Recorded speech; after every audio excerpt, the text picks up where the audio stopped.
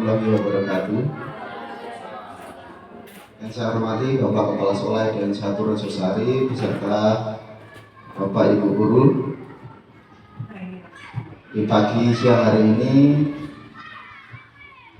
kita mendapat istilahnya tugas pembelajaran dari Bapak Adi terkait dengan guru penggerak angkatan 11, yaitu dengan susunan acara sebagai berikut dengan judul Diseminasi Budaya Positif pada hari Selasa tanggal 27 Agustus 2024. Yang pertama, pembukaan. Marilah kita buka acara di pagi siang hari ini dengan membaca Bismillahirrahmanirrahim.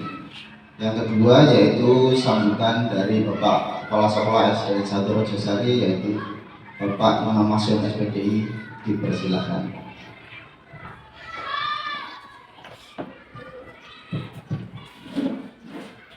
Assalamualaikum warahmatullahi wabarakatuh. Alhamdulillahirrahmanirrahim.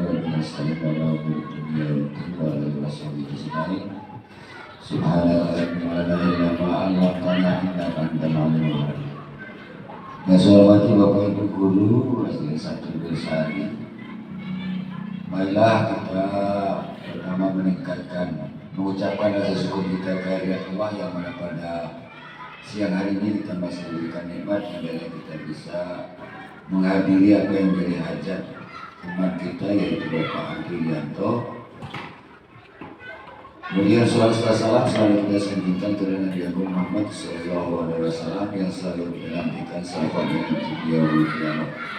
Bapak Ibu yang saya hormati, apa yang telah sama-sama kita perhatikan, yaitu kegiatan kita adalah pendampingan dari Bapak Adi untuk kegiatan di SDN kita, yaitu SD 1 Rejosari, ataupun paparan daripada apa yang menjadikan tujuan Pak Adi itu adalah diseminasi budaya positif.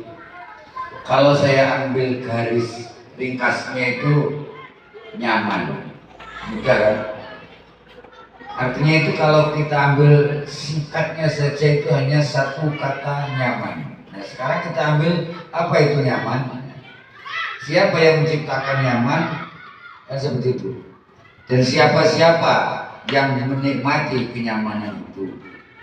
Itu kita, kalau kita tarik garis, kalau dalam bahasanya guru penggerak kan diseminasi budaya positif. Tetapi kalau saya tarik kesimpulan, nyaman. Nyaman dalam arti di sini baik dari siswa, baik dari Bapak Ibu Guru ataupun seluruh warga yang berkepentingan dalam pendidikan, khususnya di SD 1 Rejosari. Nyaman dalam arti di sini tidak ada istilah bullying, bullying, kemudian ada di situ kalau dalam bahasanya itu kekerasan, kekerasan kepada anak, Pokoknya kita buat bagaimana caranya semua bentuk yang ada itu dalam arti yaitu nyaman. Dan kenyamanan itu siapa yang menciptakan? Kita kembali ke unit masing-masing. Artinya unit masing-masing itu apa? Dalam sekolah itu ada kelas, kemudian juga ada warga atau ada sekolah dan ada warga sekolah. Yang menciptakan nyaman yang pertama dari unit, dari kelas 1 misalnya.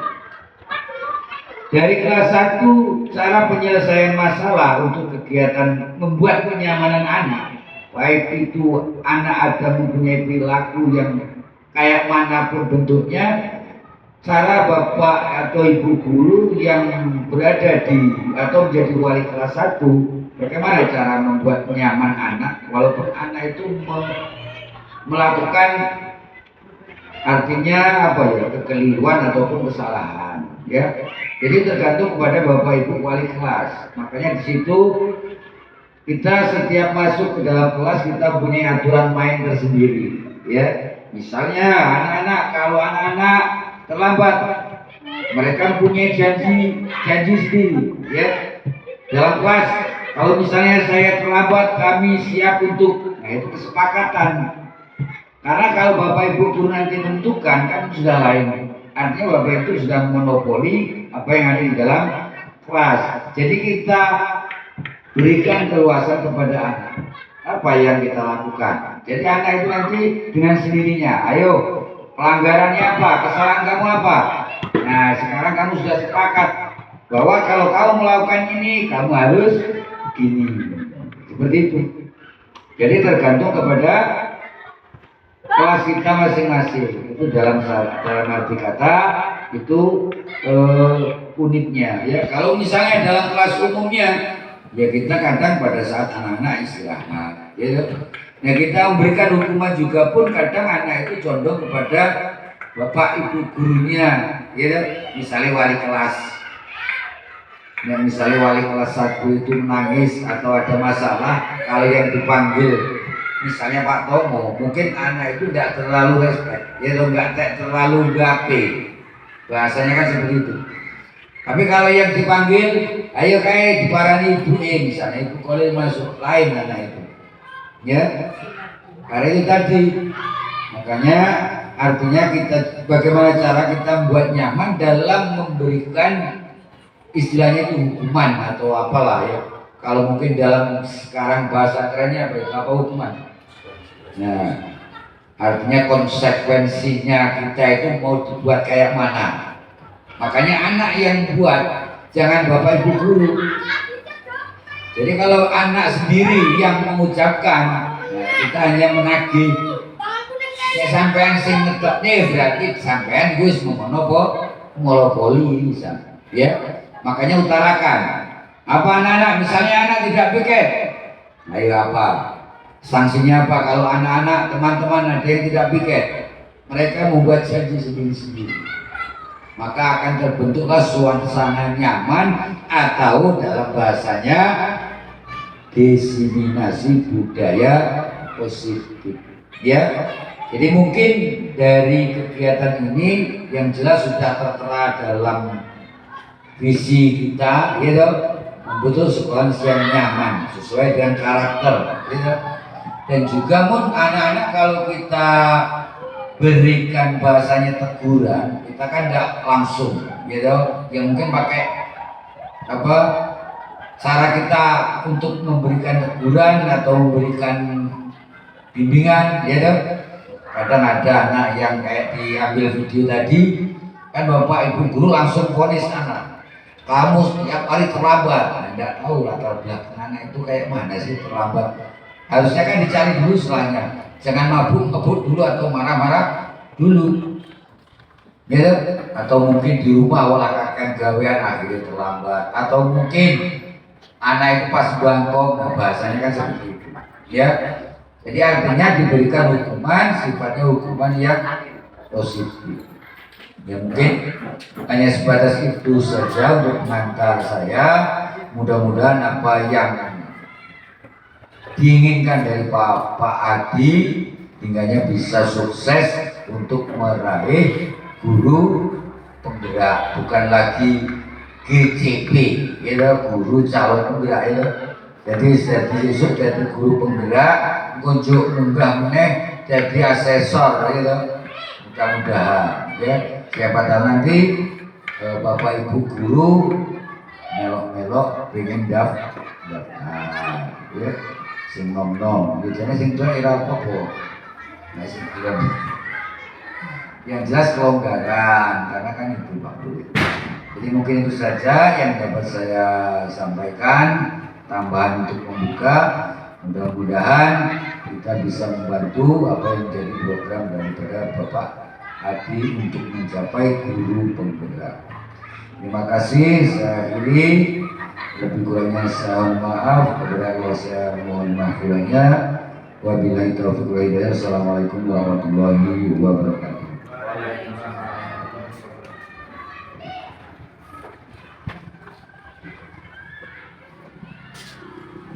diaturkan pada Bapak Imam Masyur SPDI untuk selanjutnya, yaitu yang sangat kita tunggu, yaitu materi kita Bapak Adi Rianto untuk menyampaikan materi intinya.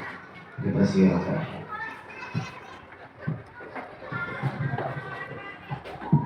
Baiklah, mohon izin Bapak Kepala Sekolah saya berdiri sembari mengoperasikan tayangan slide materi.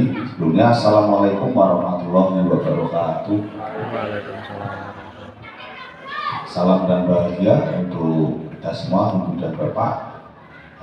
Yang saya hormati Bapak Kepala Sekolah SD 1 Udesari, juga yang kita sama-sama banggakan sebagai top manajerial di instansi ekosistem pembelajaran kita.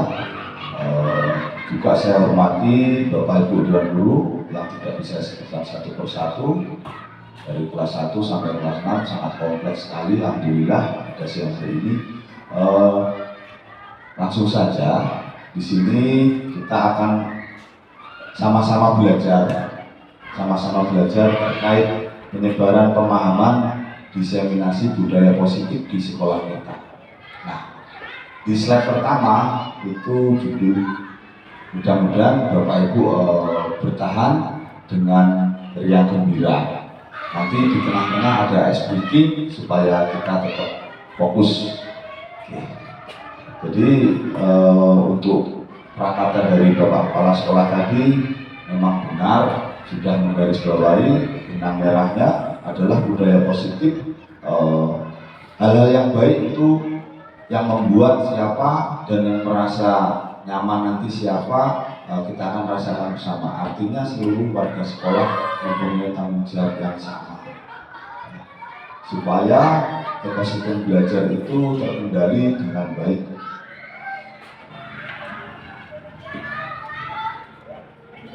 Oke, jadi Bapak Ibu, konsep budaya positif di sini ada 8. Yang pertama, perubahan paradigma. 2, disiplin positif. Ketiga, nilai-nilai kebajikan, kebutuhan dasar manusia, motivasi perilaku manusia dari kita sendiri. Ini apa sebenarnya? Baik sebagai seorang pendidik yang berlaku sebagai posisi kontrol manajer, yang tertinggi posisi kontrol itu adalah manajer. Lalu sebagai pembelajar peserta didik itu dia mereka mempunyai motivasi apa, itu akan kita gali Bapak Ibu. Apakah motivasi internal atau eksternal? Jangan-jangan mereka hanya senang dipuji, jangan-jangan dia melangkah dari rumah berangkat memang nawa itu ingin belajar. Itu yang harus kita gali. Kemudian setelah dilaksanakan proses belajar mengajar, tentu kita mengalami kendala, ya disebut posisi kontrol seorang guru. Terus terang, kita sama-sama belajar. Membentak itu sebenarnya menurut Ki Hajar Dewantara itu sudah merupakan hardik, ya. Jadi kalau bisa senyaman mungkin, sehingga nanti akan terjadi sebuah budaya positif di sekolah. Keyakinan kelas, nah ini yang penting Bapak Ibu. Posisi kontrol akan mempengaruhi keyakinan kelas di sekolah masing-masing. Jadi mengembalikan nilai kebajikan anak. Kemudian segitiga restitusi, kalau dulu bahasanya itu mengembalikan kembali stabilisasi keadaan. Jadi anak ini problemnya bagaimana, nanti kita akan kendalikan dengan segitiga restitusi. Oke. Ini singkat-singkat saja ya Bapak Ibu. Pembelajaran dengan paradigma baru merupakan pembelajaran yang dirancang berdasarkan prinsip pembelajaran berdiferensiasi. Di sana berdiferensiasi diartikan bahwa kita memberikan pembelajaran itu sesuai dengan kebutuhan peserta didik. Jadi ada identifikasi. Kemarin ada istilah asesmen ya, asesmen kognitif diagnostik dan asesmen non diagnostik. Nah, itu masih menjadi kajian dari kementerian bahwa asesmen itu hanya tupoksinya kepada seorang psikiater. Jadi tidak tidak melulu guru terus. Nah, yang penting guru itu mengarah dan menuntun. Kita tahu, oh ini loh ada data dari psikiater, anak itu slow learner ya Pak Biar ya, capaian pemahamannya rendah. Jadi ABK juga termasuk kita seleksi di sana untuk mewujudkan profil pelajar Pancasila. Miskonsepsi teori kontrol, ada kata miskonsepsi, berarti Bapak Ibu dulu waktu menempuh studi mungkin sudah tahu ya miskonsepsi. Ilusi dulu mengontrol murid, ilusi bahwa semua pengalaman positif, efektif dan bermanfaat. Ilusi bahwa kritik dan membuat orang merasa bersalah. Sebelum pra pembelajaran tadi kita sama-sama menyimak video, ada guru memberikan posisi kontrol, mohon maaf, misalnya, Naren, sini kamu, dengan suara menghardik. Nah itu artinya sebagai pengikut. Dia biasanya efek negatifnya anak akan agak dendam sedikit sampai tua seperti itu.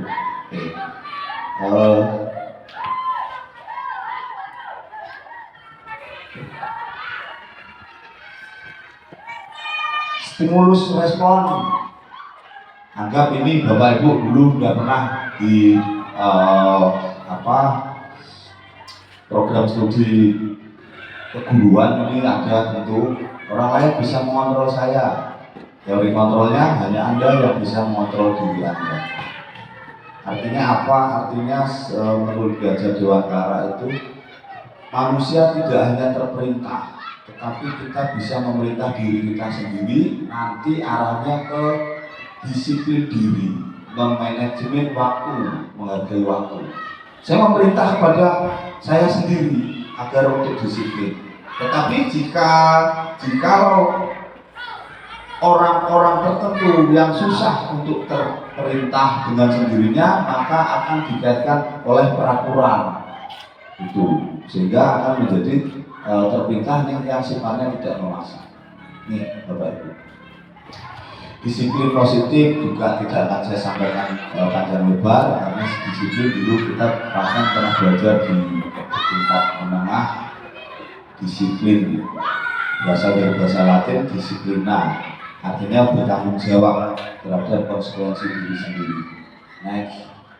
Nah, nilai-nilai kebajikan di sana kita akan membahas profil belajar Pancasila, beriman bertakwa kepada Tuhan Yang Maha Esa dan berakhlak mulia mandiri, bernalar kritis, berkebinekaan global, bergotong royong. Mohon maaf untuk poin tanda poin di sana tidak runtut tadi malam saya buat.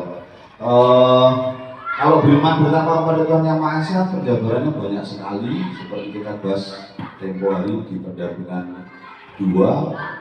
Bu Iswati Masruroh pernah mencoba menginspirasi dari profil pelajar Pancasila.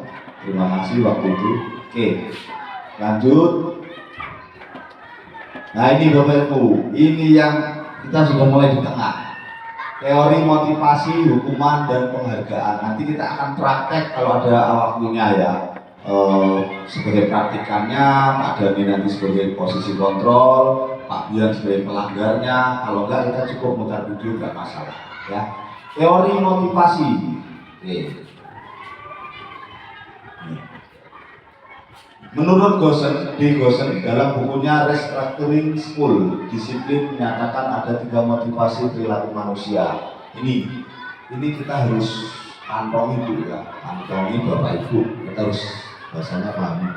Untuk menghindari ketidaknyamanan atau hukuman, orang melakukan disiplin alasannya mesti itu ada 3. Yang pertama itu, yang kedua untuk mendapatkan imbalan atau penghargaan dari orang lain. Ini termasuk hal-hal yang mempengaruhi disiplin. Kemudian untuk menjadi orang yang mereka inginkan sendiri, menghargai dirinya sendiri dengan nilai-nilai yang mereka percaya. Ya inilah Bapak Ibu, kita digiring ke yang nomor 3 ini sebenarnya. Ada kata pepatah, saya ambil dari waktu itu ada studi banting mahasiswa saya ingat itu di UAD sama UNY banyak ya Pak Bian, itu berbicara tentang disiplin ada kata disanjung ora untung, dicaci ora rugi, bahasa sana. Artinya apa? Kita walaupun dikritik itu sifatnya membangun, jangan sampai merugikan kita tetap semangat. Tetapi jangan sanjungan yang membuat tadi Pak Imam karena mudah menyanjung buat saya ya. Tapi motivasi saya karena sanjungan, bukan seperti itu Bapak Ibu. Oke, lanjut. Tadi berbicara motivasi, sekarang hukuman. Nih, kalau dulu ada kata hukuman Bapak Ibu, sekarang kita perhalus bahasanya konsekuensi. Kalau hukuman tidak direncana, tiba-tiba murid tidak tahu apa yang akan terjadi. Kenapa kamu telat? Nah, bahasanya kalau konsekuensi itu Bapak Ibu kita sama-sama belajar yang masuk akal. Contoh sederhana, Pak Dani mengajar olahraga, ada anak telat, Pak. Ada anak telat. Pak Dani mendukung push up, itu apakah hukuman atau konsekuensi nanti kita belajar bersama. Itu sebagai bocoran, itu menurut para peneliti konsekuensi karena Pak Dani mengajarkan olahraga. Seorang guru agama mengajarkan juz amma, surat pendek. Satu anak tidak hafal, disuruh lari keliling. Apakah itu hukuman atau konsekuensi sekarang Bapak Ibu? Menurut Bapak Ibu? Hukuman. Bu Etika, hukuman. Ya benar Bu, hukuman. Artinya tidak ada logika di sana. Seperti itu. Makanya kita ini, saya salut sekali dari Dirjosari, Pak Imam, kita setiap tidak seragam, Pak Imam, Bapak Ibu mencanangkan memang baris tapi disendirikan. Nah ini artinya dia tetap mengikuti upacara, tapi dia tetap baris sendiri. Itu sudah konsekuensinya. Oke. Jadi restitusi, proses menciptakan kondisi bagi murid untuk memperbaiki kesalahan mereka. Banyak sekali ya kita ini Bapak Ibu, setiap hari ini ada aja problem itu. Ya, ada problem, makanya kita butuhkan kolaborasi. Ini guru agama memberi input tentang profil Pancasila, berbhinneka apa tadi? Beriman ya. Oke. Kemudian guru kelas gotong royongnya, menghormatinya, saling menguatkan sehingga tidak terjadi bullying di sekolah. Nah, itu ada kolaborasi. Ini sedikit mengganggu pandangan Bapak Ibu ya, karena tulisannya kecil, langsung saja ya. Oh ini Bapak Ibu, kita langsung pelatihan di sini. Bapak Ibu yang membawa kertas silakan muncul. Langsung aklamasi saja ya kita. Nomor 1, mencatat 100 kali di dalam buku kalimat dengan menggunakan kalimat saya tidak akan terlambat lagi, tapi 100 kali. Karena terlambat sekolah, sedangkan kawan-kawannya sudah mencatat. Apakah itu termasuk konsekuensi atau hukuman? Boleh menyatakan pendapat, tidak ada benar dan tidak ada salah.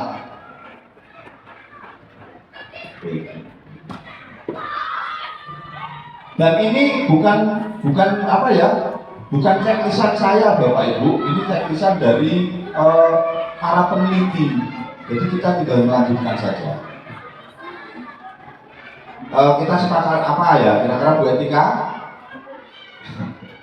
Ya, guru apa? Boleh dibuat catatan kecil ya Bapak Ibu. Lanjut nomor 2, lari mengelilingi lapangan basket 2 kali karena terlambat hadir di sekolah. Apakah itu hukuman atau konsekuensi? Ini kita akan digiring seperti itu Bapak Ibu. Jadi jangan sampai menurut Kementerian Kemendikbud, kita seorang pendidik jangan sampai salah terapan hukuman. Kalau kita pas dengan jalurnya, pesan Pak Imam saya pernah ingat, apapun itu harus sesuai realnya di. Oke. Nah kalau sesuai realnya, insya Allah tidak ada hal-hal yang menguji kita di belakang. Nah, kalau menghukum sampai nggak pas, nggak logika, itu yang menyebabkan sebuah mosi tidak percaya dari masyarakat. Nomor 3, membersihkan coretan yang dibuatnya di meja tulis. Ya benar Bu Kolil dan Bu Yayu, konsekuensi karena masuk akal. Pak Bian kasusnya mencoret-coret di meja tulisnya kawan. Nah, Pak Tomo memanggil, apa yang kamu lakukan? Nah, ya konsekuensinya apa? Kalau sampai Pak Bian turun lalu keliling, itu sudah tidak masuk akal. Sehingga anak mengembalikan nilai kebajikan. Nah, melihat meja kotor, apa nak yang kamu lakukan? Maksudnya seperti itu pembelajaran kita sehari. Menggantikan kertas tugas teman yang telah dicoret-coret. Oh, Masya Allah ya. Murid diminta untuk push up 15 kali karena tidak menggunakan masker ke sekolah. Hukuman. Oke. Menggantikan kertas tugas teman yang telah dicoret-coret, Bapak Ibu. Konsekuensi. Ngeri. Berjemur di lapangan basket pukul 12 siang karena ngobrol dengan teman. Hukuman. Murid diminta bertelanjang kaki sepanjang hari karena tidak menggunakan sepatu warna hitam sesuai aturan sekolah. Apakah itu konsekuensi atau hukuman?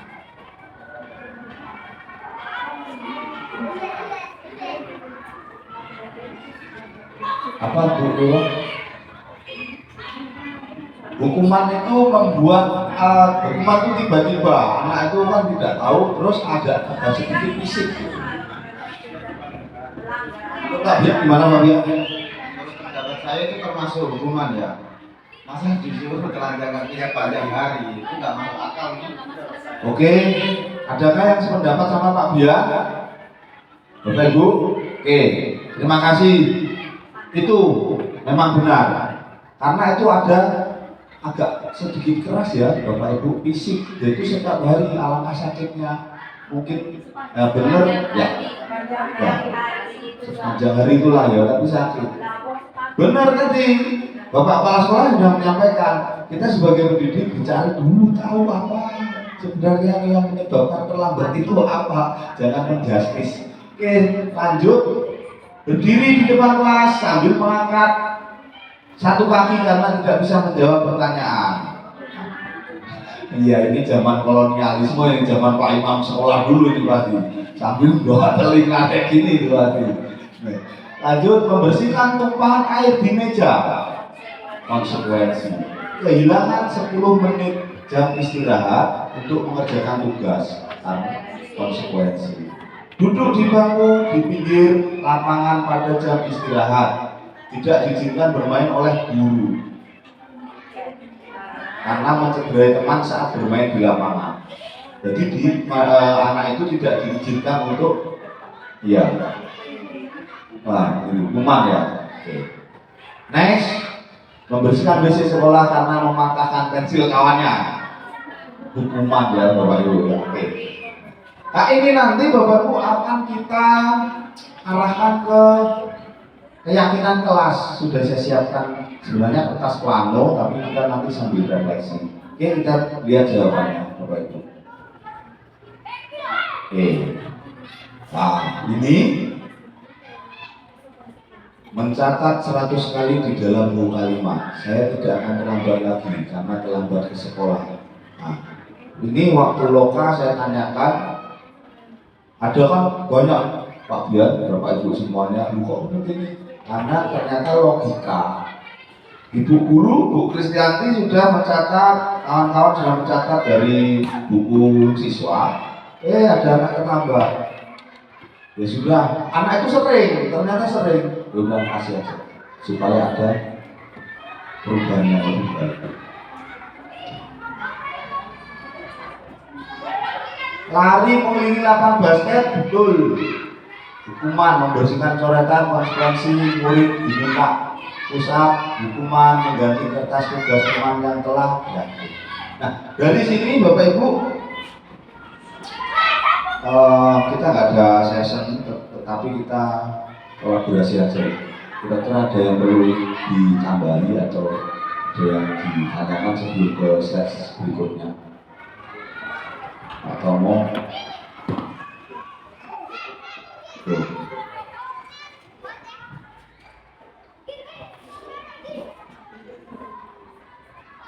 Jadi pada intinya hukuman itu sifatnya tidak diketahui oleh siswa, tetapi ada fisik sehingga efeknya nanti negatif untuk siswa. Nah, kita akan merubah hal itu Bapak Ibu, konsekuensi. Terus terang Bapak Ibu, setelah saya mengikuti ini, itu agak bukan mengerti ya. Kalau mengerti nanti dijuruskan dengan agama mengerti, karena bukan itu ya. Apa? Suara, intonasi boleh kita tegas, tapi untuk arah ke negatifnya dikurang seperti itu. Kurang. Tetapi kita tetap semangat. Lanjut. Nah ini Bapak Ibu, kalau kita sudah belajar tentang hukuman dan konsekuensi, sekarang penghargaan. Menurut Alfikon, Punished by Rewards 93, wawancara ASCD Annual Conference Maret 95, mengumumkan baik penghargaan maupun hukuman adalah cara-cara mengontrol perilaku seseorang yang menghancurkan potensi untuk pembelajaran yang sesungguhnya. Menurut PON, secara ideal tindakan belajar itu sendiri adalah penghargaan sesungguhnya. Oke, jadi penghargaan itu juga bisa dinyatakan hukuman, Pak Dian. Ya, hukuman bagi yang contoh nih. Siapa yang betul dari ulangan matematika ini kan misalnya. Ini betul 9 artinya nilainya 90. Dia mendapat penghargaan. Tetapi hukuman bagi yang tidak mendapat. Contoh itu yang hal kecil, yang kedua seperti begini. Kita lomba yuk. Kita lomba. Yang juara orang itu ingin unggul semuanya, tetapi ketika mendapat perolehan juara 4 dia akan terhukum karena ada yang juara 1. Jadi penghargaan juga merupakan hukuman, tapi hukuman positif. Nah Bapak Ibu, mengapa keyakinan kelas? Mengapa tidak peraturan kelas? Nah, Bapak Ibu, perlahan-lahan kita akan ganti. Karena mungkin Bapak Ibu guru agama yang dengan kata yakin itu akan bisa menjabarkan sebenarnya boleh. Yakin dan kan keyakinan kelas. Apa definisi yakin? Kalau yakin itu sudah mempercayai. Nah, berarti anak-anak Pak Imam tadi menggiring kita agar anak-anak meyakini aturan itu agar menjadi lebih baik. Murid perlu mendengarkan dan memahami arti sesungguhnya tentang aturan yang diberikan, apa nilai kebajikannya, apa tujuan utamanya, sehingga bukan hanya sekedar mengikuti rangkaian peraturan pembelajaran. Tanpa mengetahui tujuan pilihannya.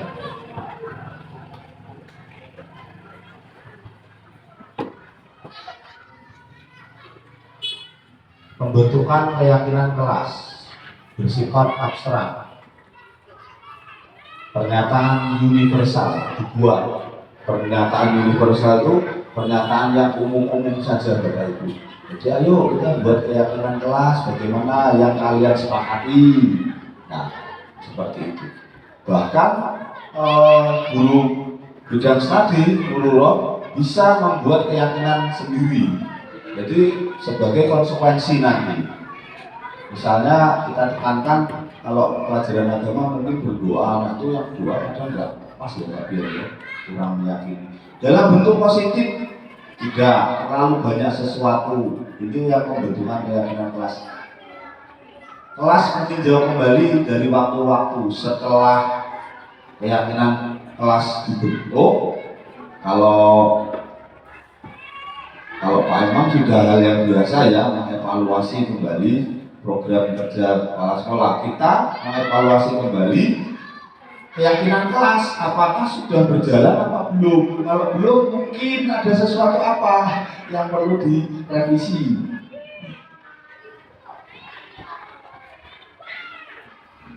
Nah, untuk mengendalikan permasalahan di sekolah, kita juga harus belajar tentang teori kebutuhan dasar manusia. Itu ada 5 Bapak Ibu. Yang pertama survival life atau bertahan hidup ya, itu yang utama.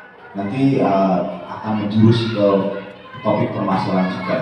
Kemudian penguasaan, kasih sayang, kebebasan, kesenangan. Nah, ini saya mencoba menjelaskan sama-sama belajar berbagi. Ketika kita di sekolah misalnya bertahan hidup, ada anak berkelahi, dia akan melawan karena sebenarnya anak itu sedang dalam memiliki kebutuhan dasar bertahan hidup. Artinya tidak perlu, makanya kita, wah kamu melawan ya? Iya Pak. Oh iya, saya seandainya dipukul saya juga akan melawan, karena memang kodrat manusia punya bertahan hidup. Kemudian kasih sayang dan rasa diterima. Nah ini kelas bawah ini juga masih terjadi nih. Contoh nih, ada anak yang nangis misalnya kan, kemudian dia mau ditungguin Bu Siti, nggak mau ditungguin lain. Artinya kalau ditungguin selain Bu Siti dia akan tidak menarik belajarnya. Dia itu kurang kasih sayang sebenarnya Bapak Ibu. Dia memiliki masih dalam fase kebutuhan daya kasih sayang itu Bu. Kurang perhatian. Oke. Lanjut penguasaan ini penguasaan kelas 6 nih.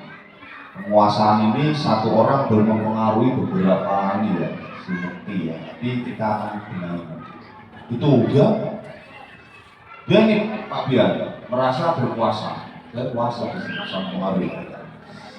Kemudian kesenangan, ini contoh si A dan si B, saya katakan Kevin dan Desna saja, kita punya itu bermain Butaria, bermain lempar-lemparan. Nah ternyata ada Pak Tomo lewat atau Pak Guru lain mengenai sosis kepalanya. Ketika akan dipanggil, berarti anak dua itu memiliki kebutuhan dasar kesenangan. Alangkah senangnya bermain saat kecil. Tetapi anak, bisakah Desna sama Kevin bermain tanpa merugikan orang lain? Itu kita mengembalikan restitusinya seperti itu. Nah, kan ini di kantin Pak, iya tapi kan ini orangnya rame. Bapak pernah, Ibu pernah kok dulu main, betapa asiknya kita bermain lempar-lemparan ya. Tapi ada nggak cara lain supaya tidak mengganggu orang lain? Itu sebenarnya. Kemudian kebebasan. Dalam kurikulum Merdeka kita belajar tentang auditori dan visual, bagian ya. Ada kinestetik, visual dan audio. Nah itu anak yang lari sana sini itu kinestetik dalam bahasa gerak. Ternyata anak itu memiliki kebutuhan dasar kebebasan. Dia ingin bebas. Pembelajaran mungkin olahraga saja ya, kalau Ipan nanti bisa mana-mana ya, nggak tepat. Olahraga, ketika menuliskan lapangan, menggambar lapangan, anak itu pasti gerak sana, gerak sini, enggak. Tetapi langsung suruh praktek di lapangan. Berarti anak itu memang kurang bebas di situ. Dia akan kinestetik.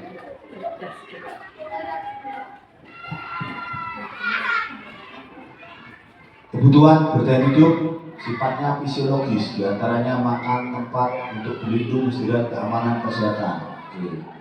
Kebutuhan kasih sayang, keluarga, sahabat, teman kerja, kelompok. Nah, seperti saya ini Bapak Ibu, hari ini saya itu membutuhkan nomor dua ini, kebutuhan kasih sayang dari Bapak Ibu semua. Yang senior saya anggap orang tua saya sendiri, rekan kerja sebagai keluarga, penyemangat. Ini saya hari ini, saya membutuhkan itu. Jadi supaya kita itu bisa diterima bagaimana sih? Makanya selalu orang mempunyai adaptasi. Kebutuhan akan kesenangan biasanya berkaitan dengan kesediaan pembelajaran, gurauan dan yang bermakna. Nih kita akan belajar lagi Pak Tomo. Jawaban Dinda, ibu guru bilang, aku tidak boleh bersenandung sewaktu mengerjakan tugas. Katanya kelas harus tenang, tidak ada suara, kan nggak seru jadinya. Nah, berarti Dinda sedang memiliki kebutuhan apa di sana. Nah, kemudian ibu guru tidak menyapa aku hari ini, padahal aku pakai jepit rambut baru loh. Nah, oh iya betul. Saya ingat pakai yang rambutnya kayak gini tuh, saya ingat Dinda, ada juga Dinda kelas kita itu Bu. Sering kayak itu, saya suka melihatnya. Orang dia anak itu ya Bu Antini ya. Kita lanjutkan. Aku bosen, masa belajarnya cuma gitu-gitu? Dengerin ibu guru aja. Kira-kira mana apa? Kayak inilah. Masa cuma dengerin Pak Adi aja, belum ada ice breaking gitu ya. Aku sebel, gambarku tidak rapi. Malah ibu guru nunjukin ke teman-temanku di depan kelas. Iya ya, berarti dengan seperti itu kok nggak nyaman ya. Aku merasa bangga dan keren. Kira-kira kebutuhan apa ya di sana? Ya, lanjut tadi ya, iya. Biar bisa jalan-jalan naik. Nah ini kayaknya kalau jalan tengah happy ya. Tapi antara kebebasan dan kesenangan ini. Bebas dan senang. Oke. Mobil sama teman-temanku.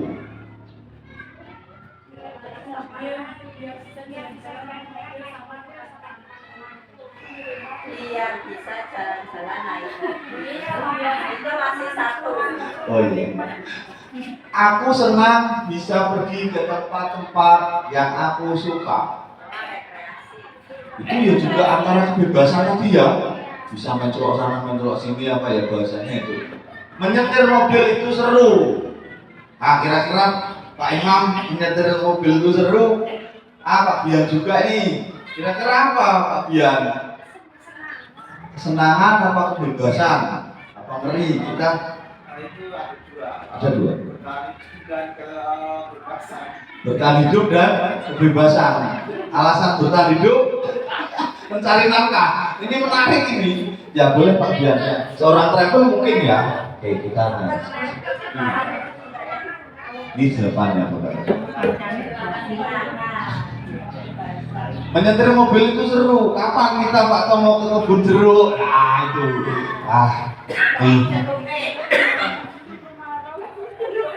Mobil ini aku senang bisa pergi kemana-mana maksudnya ya, ke tempat-tempat itu sebagai kebebasan. Kasih sayang dan rasa diterima. Mobil. Kemudian aku merasa bangga penguasaan. Aku sebel, gambarku tidak rapi, malah ibu guru nunjukin ke teman-temanku di depan kelas. Artinya seperti ini Bapak Ibu. Potensi anak itu di justice ya dimatikan seketika. Saat itulah ini lihat Bu Atika gambar seperti ini. Apakah benar? Salah Bu. Potensi hari itu Bu Atika sudah tenggelam dan tidak ada penguasaan, padahal potensi itu kan penguasaan kita. Lanjut. Ibu guru, ini Bu Antini dan Bu Oleh ini sangat menjiwai kalau yang ini Pak Bian ya, apalagi kelas bawah nih Pak Tomo. Kalau kita Pak Tomo ini udah lumayan Mas Nam ini ya luar biasa.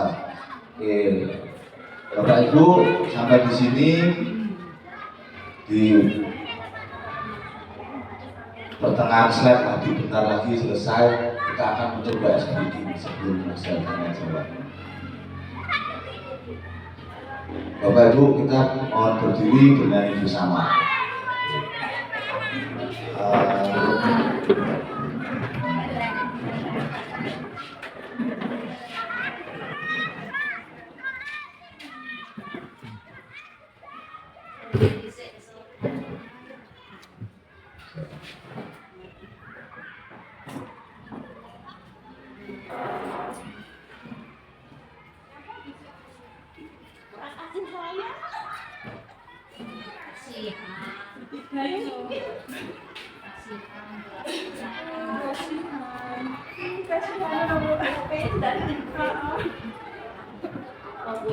Tapi saya tombol saya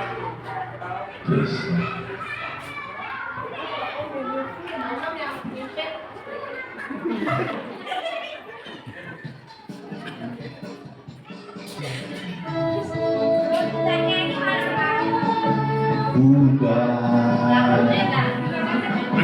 Bunda topi sayang, kalau tidak Bunda, bukan topi sayang. Sekali lagi Bu. Topi sayang Bunda, Bunda topi sayang. Ayo Kenzo. Kalau tidak Bunda, bukan topi sayang. Oke, Bapak Ibu dimohon dan orang masih tetap berdiri. Sekarang kita akan menerapkan pembelajaran yang namanya yang gerak, saya audio. Jadi situ kinestetik, saya yang audio. Oke, siap. Tetapi kan kita apa Pak Bian, Bapak Ibu guru? Saya nyanyi aja lah. Ini yang kedua kalinya saya membawakan SPT ini. Yang pertama sama Pak Imam di Hotel Zuri itu. Siap. Saya nyanyi, Kenzo praktekkan ya sama Ibu. Maaf ya, suara saya simbang. Topi saya bundar, bundar topi saya. Tetap konsen Bapak Ibu sudah siap. Kalau topi bundar, bukan saya topi. Tepuk tangan dulu semua Bapak Ibu. Terima kasih. Mohon maaf Bapak Ibu rekan, ini untuk melatih konsentrasi kita, bisa diterapkan untuk anak-anak. Good.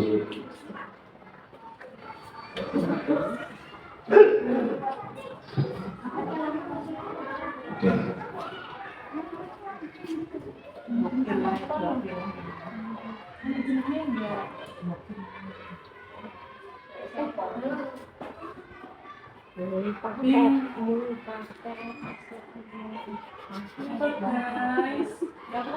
Oke, lanjut Bapak Ibu, dunia berkualitas ya, anak-anak ini lah kita sudah berkualitas ya.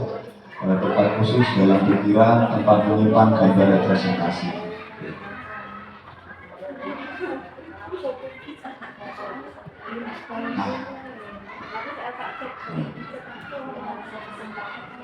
Pertanyaan, siapakah orang-orang yang paling penting dalam hidup Anda? Mohon untuk sejenak Bapak Ibu membaca itu, siapa kira-kira nanti akan saya tanya.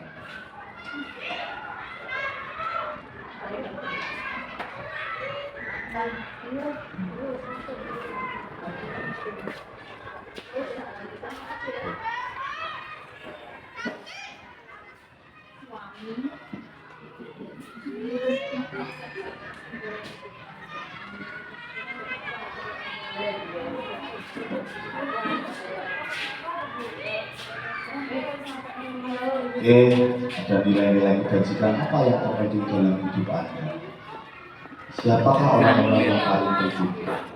Ini bebas ya, bebas. Siapakah orang-orang yang paling penting dalam hidup Anda? Pasti itu jelas sama saya.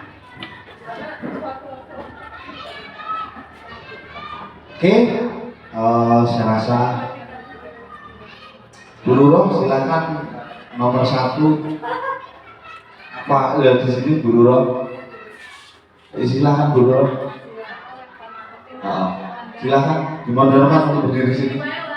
Sini. Ayo. Ayo.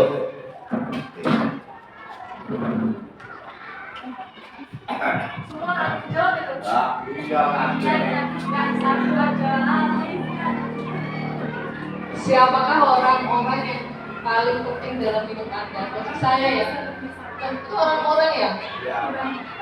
Enggak hanya satu kalau orang-orang itu. Secara berurutan ya Pak. Yang pertama orang penting dalam hidup saya tentu Urutan yang pertama ya. Suami ya, pasangan hidup. Terus yang kedua anak ya, orang tua, keluarga, teman, Sahabat. tetangga,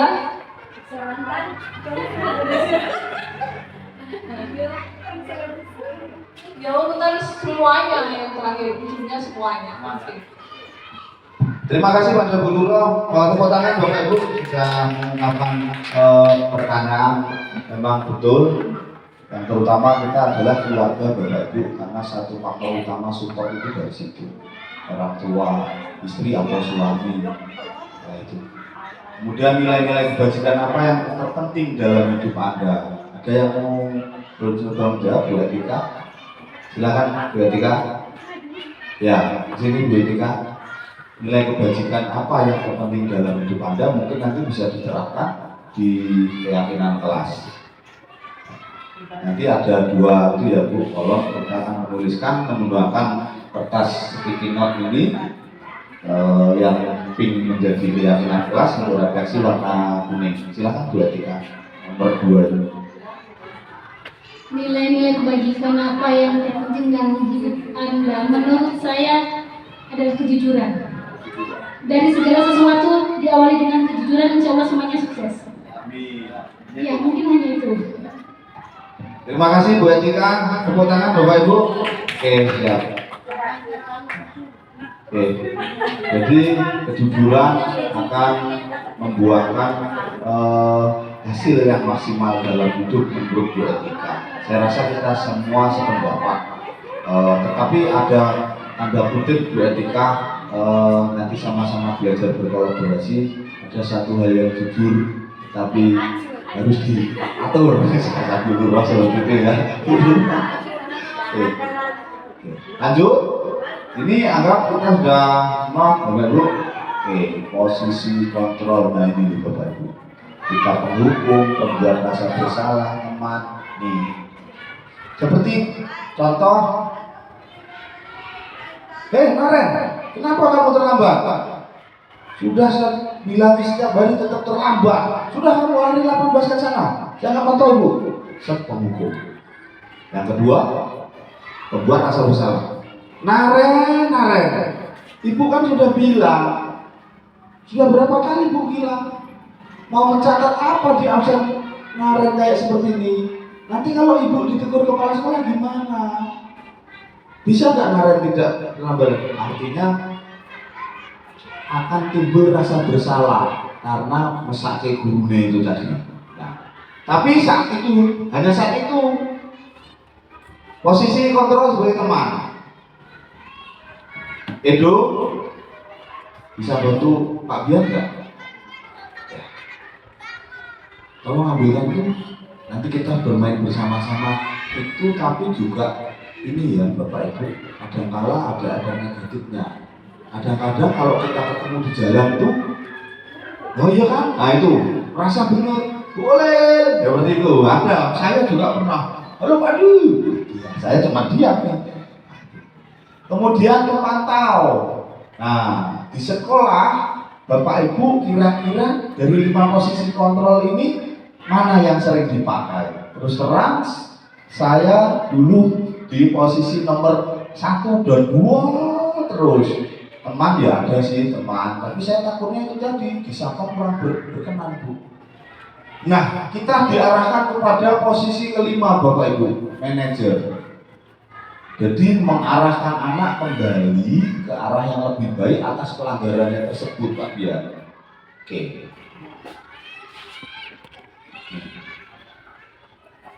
Jadi di awal sudah ya Bapak Ibu.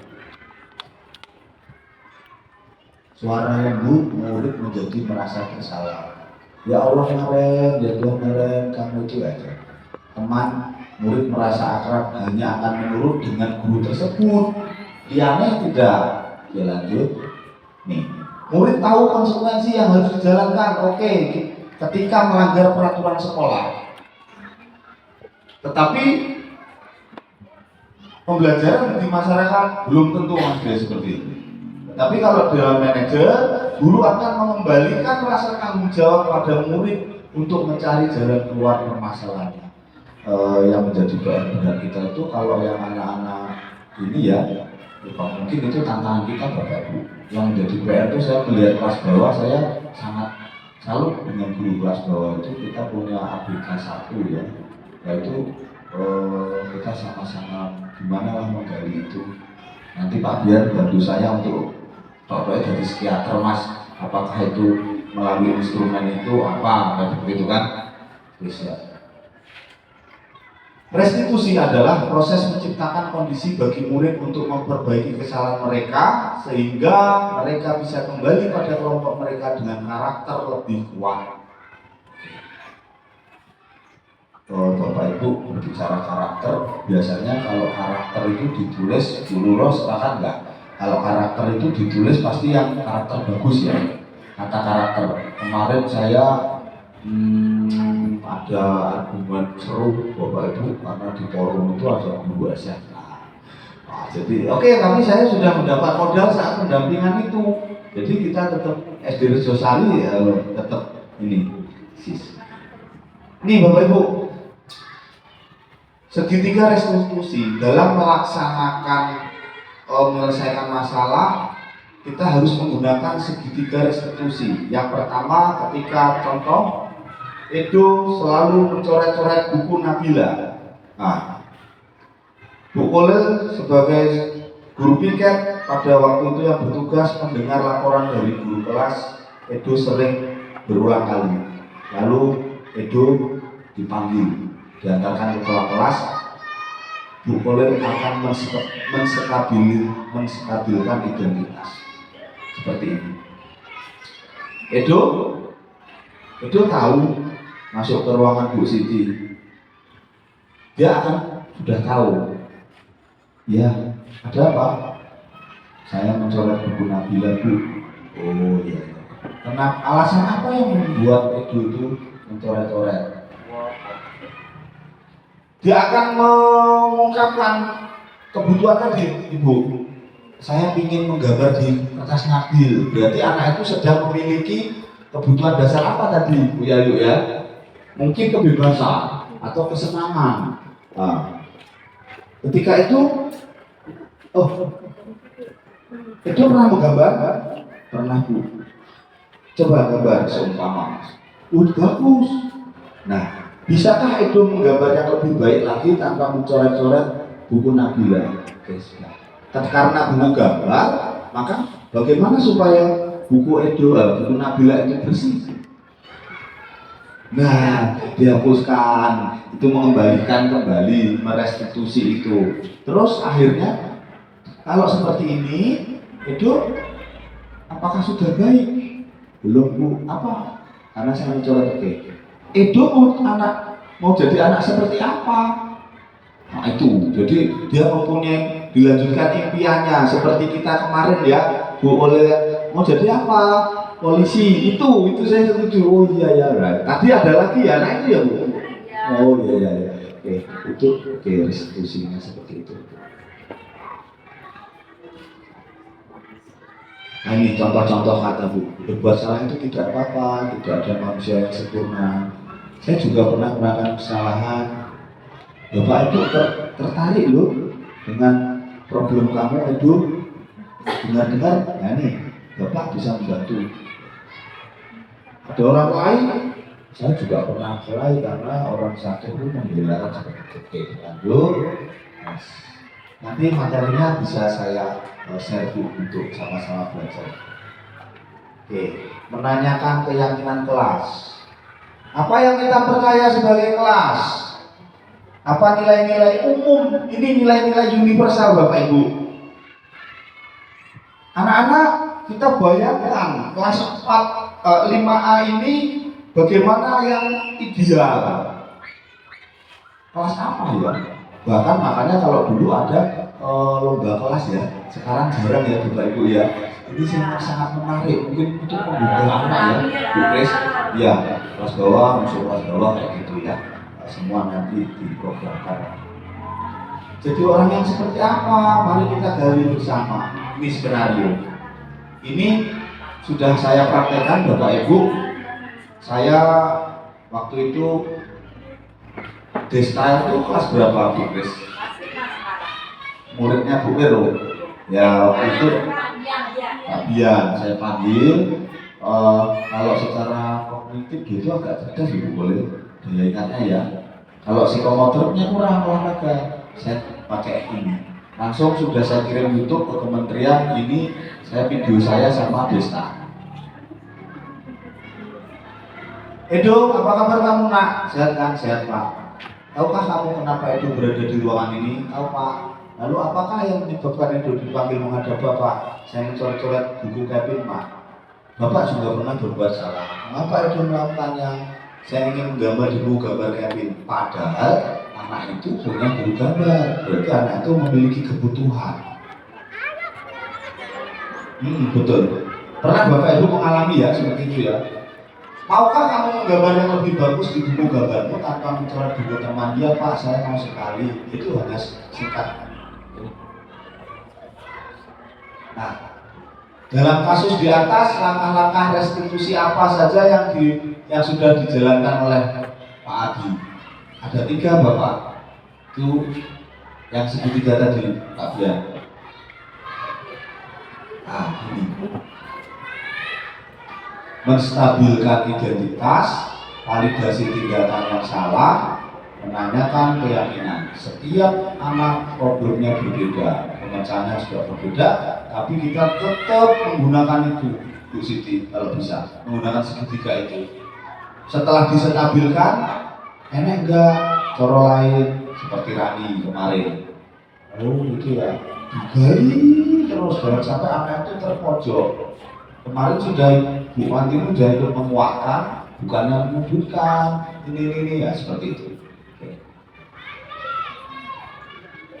Dalam kasus di atas, posisi apakah yang telah diambil oleh Pak Adi dalam menangani Edo dan Happy? Kira-kira posisi apa Pak Bian? Tadi kan ada posisi kontrol, ada 5 ini. Apa saja Bu Nurul? Posisi tertinggi apa? Terima kasih Bu Tari. Bu Tari sudah berganti nama. Tepuk tangan, Bu Tari masih konsisten. Terima kasih. Oke. Bapak Ibu, kita itu memang digiring ke manajer.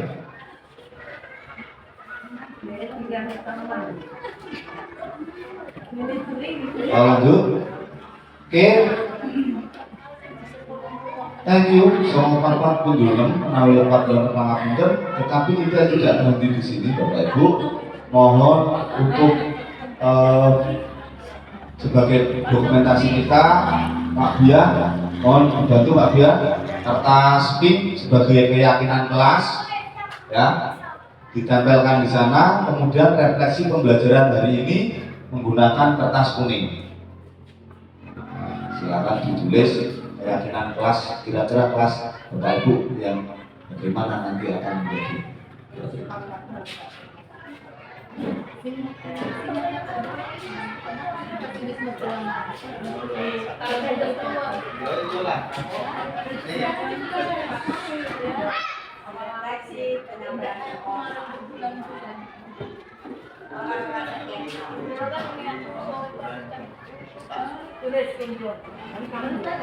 Ini yang keyakinan kelas. Ya, keyakinan kelas.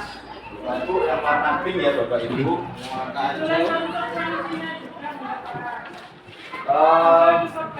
Keyakinan saja Bapak Ibu. Oke. Nanti konsekuensinya kita kembalikan ke peserta didik. Kan kira-kira yang logika apa kayak gitu ya. Oke. Kita hanya mengarahkan.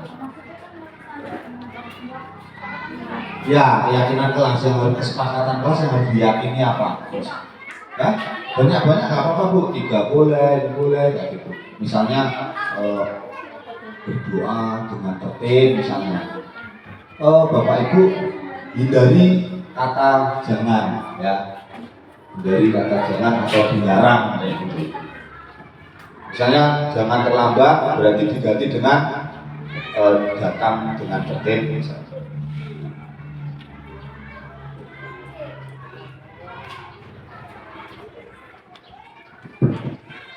Ini kalau Bu Vero yang menjadi fokus pembelajaran pasti kalau di kelas ice breaking-nya luar biasa Bu Nurul, segudang ice breaking. Kita saya mohon maaf ice breaking-nya kayak itu loh Bu.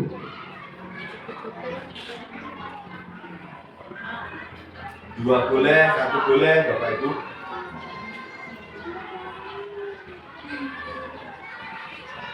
Ya silakan. Oke, silakan ditempel Pak Bian. Pak Bian membantu di sini untuk menempelkan Bapak Ibu hasil keyakinan kelas Bapak Ibu yang lain. Siap.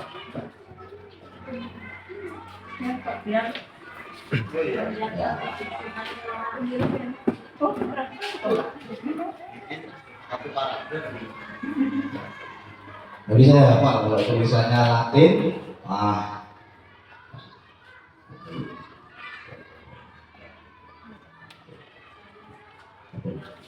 Pak Bian pakai isolatif itu Pak Bian sudah saya sediakan kalau ada kesalahan teknis. Kadang-kadang ada yang terbalik Pak Bian. Ada itu kecil saja.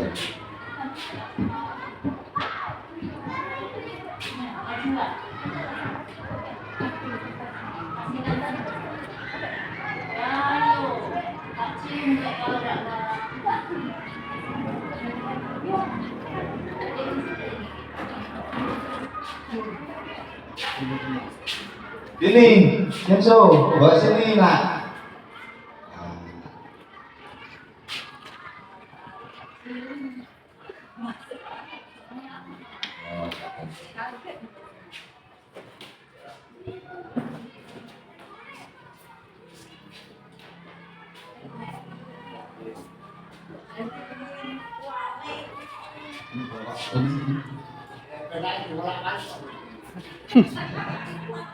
Nah, itu pakai Pak Bian.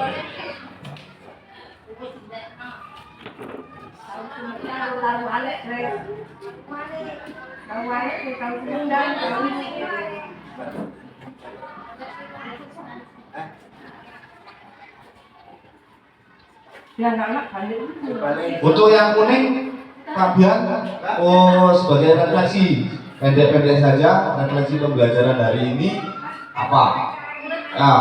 Refleksi pembelajaran setelah belajar ini apa kayak gitu ya? Sebagai ya.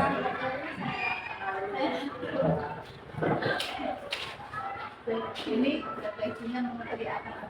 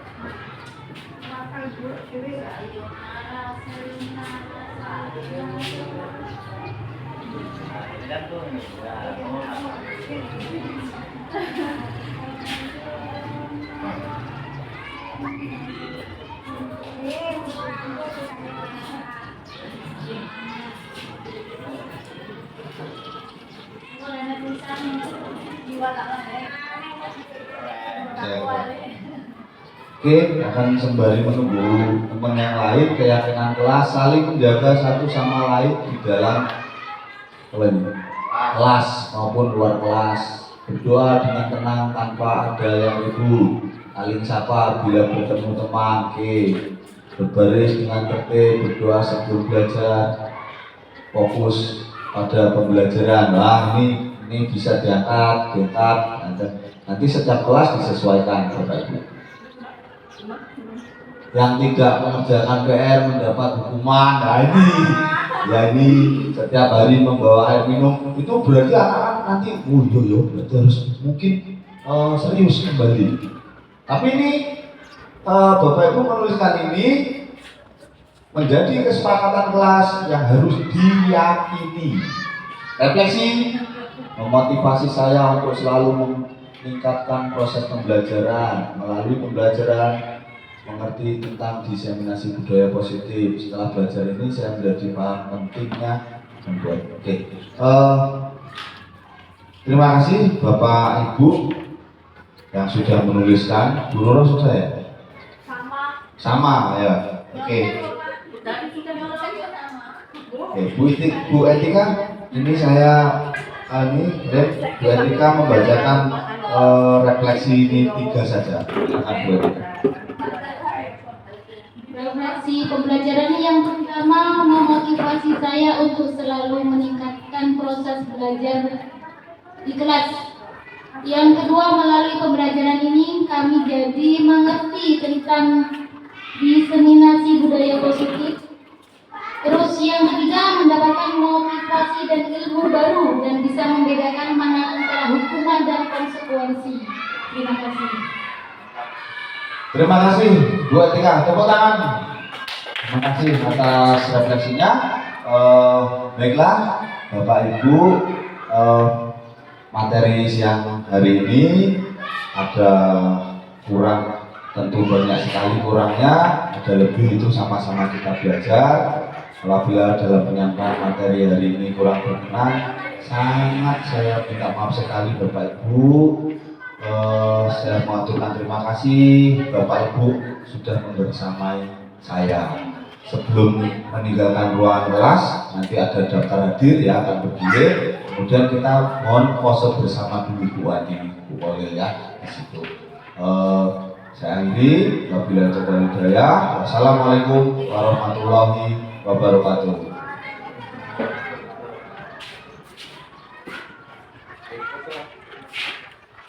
Balik dibuka.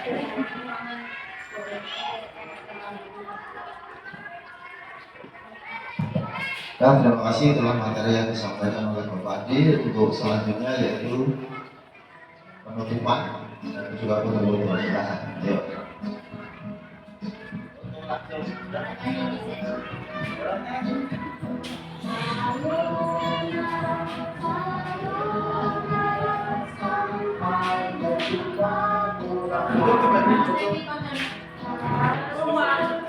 Gandeng.